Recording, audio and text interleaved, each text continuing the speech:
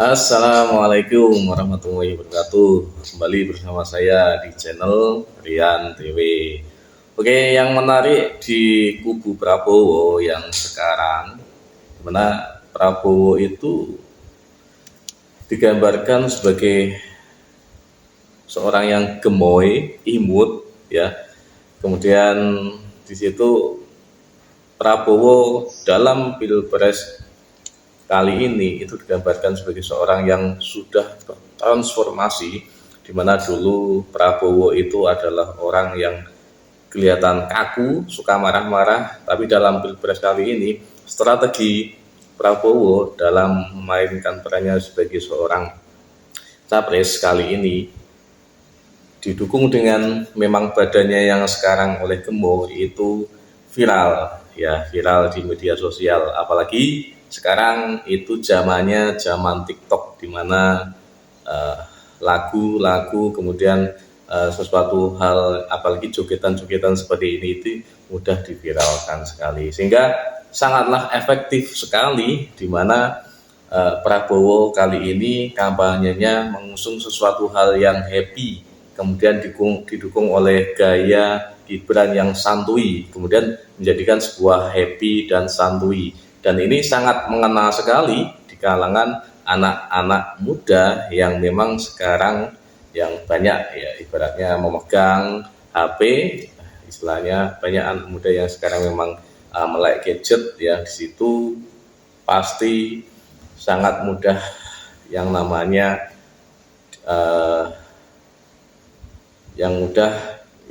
akan tahu ketika ada suatu hal yang viral, contohnya di TikTok. Sehingga strategi marketing seperti ini dirasa sangat efektif dilakukan di zaman sekarang, ya. Strategi politik dengan riang gembira, strategi politik yang santuy. Kemudian PSI juga mengatakan politik yang di situ kita adalah pemilu di tahun 2024 nanti adalah sebuah pesta, di mana sebuah pesta itu seharusnya itu semuanya bergembira, semuanya saling saling bersatu, kemudian di mana di situ akan ada sebuah kebahagiaan yang akan diwujudkan, bukan yang namanya pilpres yang di situ saling tegang, ya, saling gontok-gontokan, apalagi sampai benci satu sama lain, ya, apalagi sampai bertengkar antara teman, bertengkar antara suami dan istri, apalagi bertengkar sama mertua. Itu malah menimbulkan sebuah keterpurukan ke depannya. Sehingga sekarang, di zaman sekarang ini, politik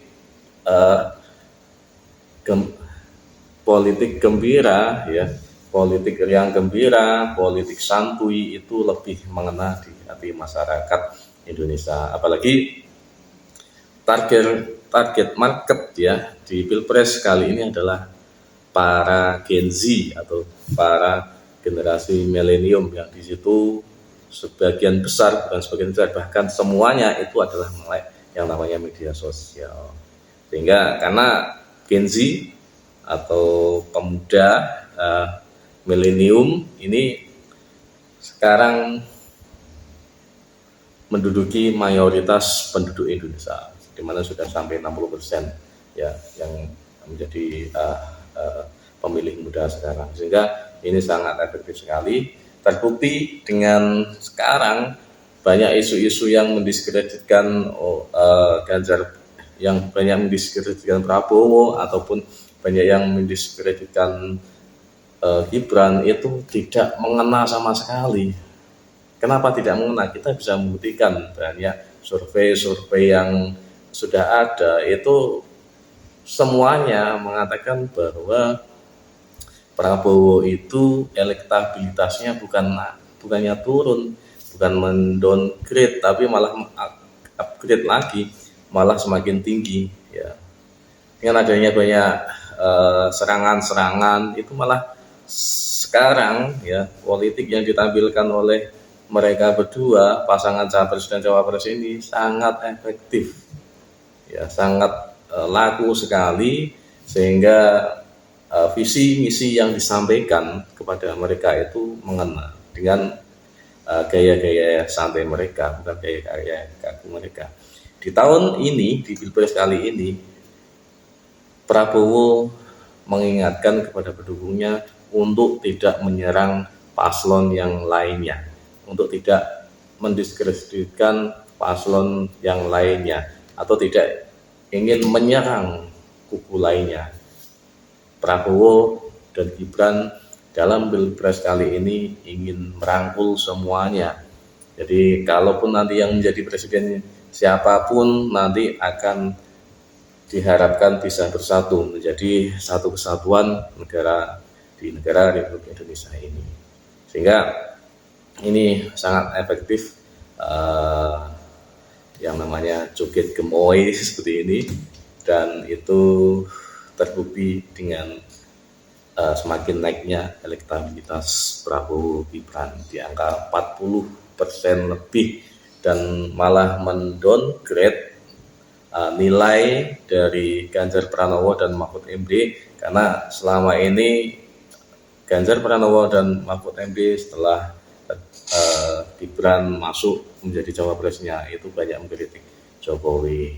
Sebenarnya kritik itu saya sendiri mengatakan bahwa kritik itu ketika Anda Ganjar Pranowo mengkritik Jokowi itu artinya mengkritik partai Anda sendiri, satu, artinya mengkritik Anda sendiri yang ada di situ sebenarnya. Lalu kenapa Anda terus melakukan seperti itu? Ya itu kan seharusnya dipikirkan dengan masak-masak.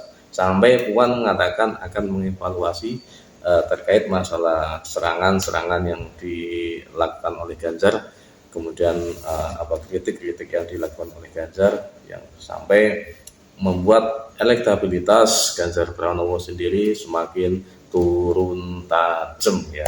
Dulu ya di angka 34%, sekarang di survei yang terakhir itu di angka 28%. Anies malah naik di angka 20%, 22%, yang dulu masih di bawah 20%.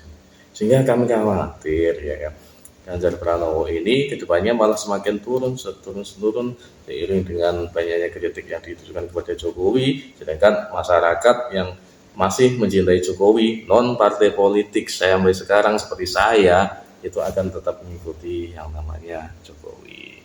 Dulu saya masih bimbang ketika 2 bulan yang lalu atau 3 bulan yang lalu mau memilih siapa, apakah Prabowo atau Ganjar Pranowo. Tapi sekarang saya bisa memastikan bahwa saya bukan seorang petugas partai ataupun ikut partai, sehingga saya seorang independen, di mana di situ saya hanya mengetahui bahwa Jokowi itu kinerjanya selama ini melebihi semua presiden yang sebelum-sebelumnya. Walaupun ya tidak melebihi bagaimana, semua yang dicanangkan, gagasan-gagasan yang dicanangkan presiden-presiden sebelumnya, yang mengeksekusi siapa? Jokowi sekarang. Makanya saya akui bahwa terlepas dari hura-hura terkenang masalah MK atau segalanya, saya akui Jokowi sudah melakukan yang terbaik untuk negeri ini. Dan saya sebagai orang yang bukan seorang kader partai atau petugas partai atau apa yang katakan seperti itu, saya tetap mendukung Jokowi dengan segala keberhasilannya sampai sekarang. Oke, dan saya akan tetap menyuarakan bahwa Jokowi itu adalah presiden terhebat di Indonesia yang pernah ada. Terima kasih dari saya. Assalamualaikum warahmatullahi wabarakatuh.